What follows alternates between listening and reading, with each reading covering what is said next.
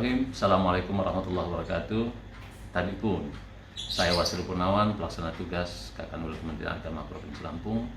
Pada hari yang berbahagia ini, izinkan saya mengucapkan selamat ulang tahun kepada Harian Tribun Lampung.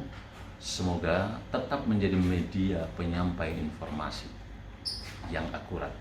Kementerian Agama menyampaikan terima kasih yang sebesar-besarnya atas kerjasamanya, menyampaikan informasi pendidikan, keagamaan, menyampaikan pesan-pesan damai, kerukunan bagi masyarakat Lampung. Jayalah Tribun Lampung, terus berkarya untuk Lampung berjaya.